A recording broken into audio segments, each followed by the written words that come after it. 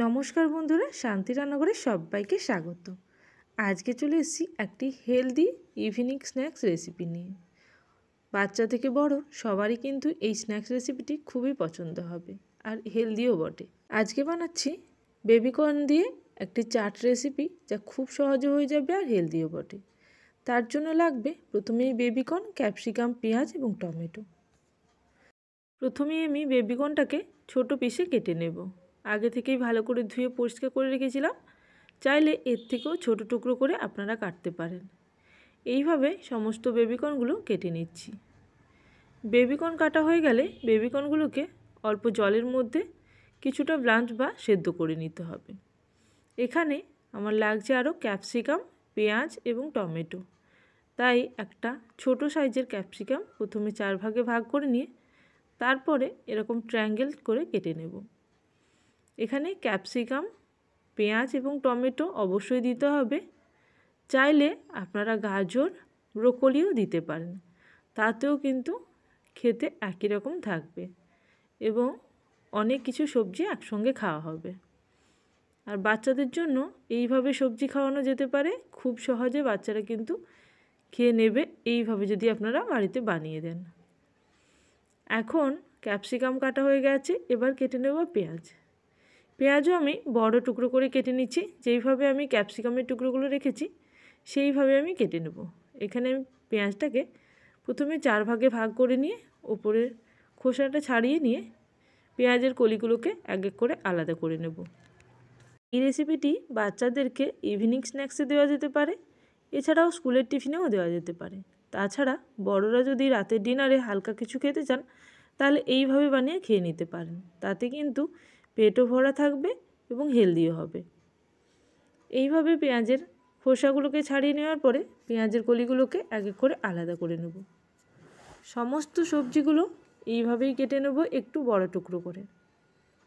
যেহেতু এটি একটি স্ন্যাক্স রেসিপি, তাই সমস্ত সবজিগুলো যাতে ক্রাঞ্চি থাকে তাই একটু বড় টুকরো করেই কেটে নিচ্ছি। এতে দেখতেও ভালো লাগবে, খেতেও ভালো হবে।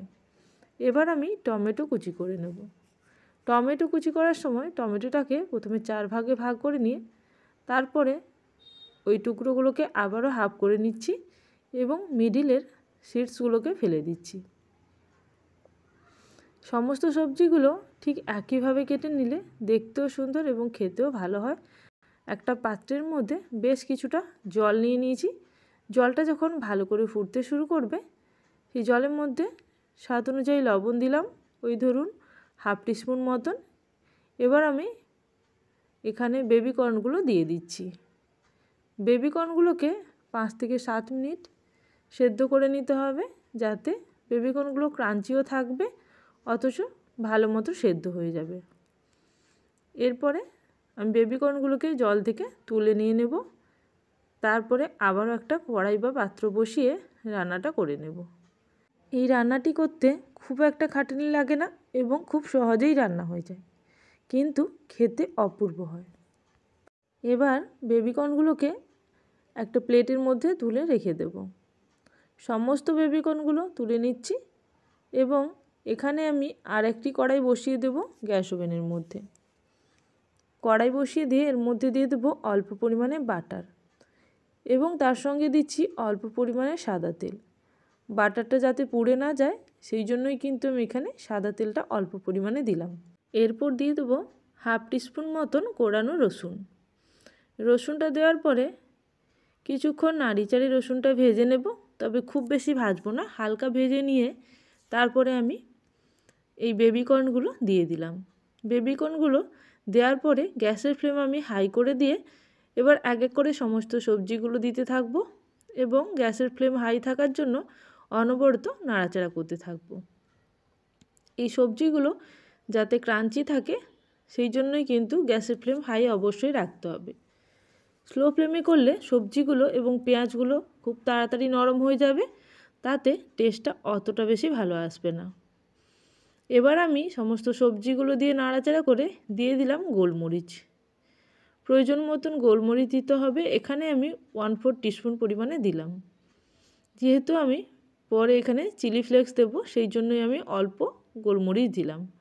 চাইলে এখানে কাঁচা লঙ্কাও দেওয়া যেতে পারে। এবার সমস্ত সবজিগুলোকে ভাজতে থাকবো গোলমরিচ দিয়ে, তারপরে দিয়ে দিচ্ছি অল্প চিলি ফ্লেক্স। এরপরে আবারও ভালো করে নাড়াচাড়া করতে থাকবো এবং এরপরে আমি দেব কিছুটা টমেটো সস। অবশ্যই স্বাদ অনুযায়ী আপনারা টমেটো সস বা চিলি সস দিতে পারেন আপনাদের প্রয়োজন মতো। আমি এখানে অল্প টমেটো সস দিচ্ছি। এখানে ওই 1 টেবিল স্পুন মতন টমেটো সস দিলাম।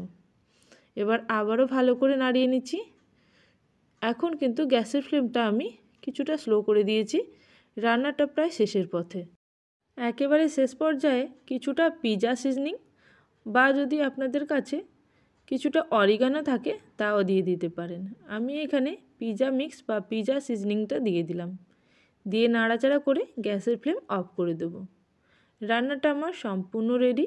রেসিপিটি যদি ভালো লেগে থাকে অবশ্যই কমেন্ট সেকশানে জানাবেন। আর যারা এখনও পর্যন্ত চ্যানেলটিকে সাবস্ক্রাইব করেনি অবশ্যই চ্যানেলটিকে সাবস্ক্রাইব করে নিয়ে পাশে থাকা বেল নোটিফিকেশানে ক্লিক করে রাখবেন, যাতে আমার চ্যানেলে নতুন রেসিপি আসার সঙ্গে সঙ্গে আপনাদের কাছে সবার আগে নোটিফিকেশান পৌঁছে যায়। তাহলে আজকের জন্য এই পর্যন্ত। আবারও চলে আসবো নতুন কোনো রেসিপির সঙ্গে। ততক্ষণের জন্য সবাই ভালো থাকবেন, সুস্থ থাকবেন। Thank you for watching my video.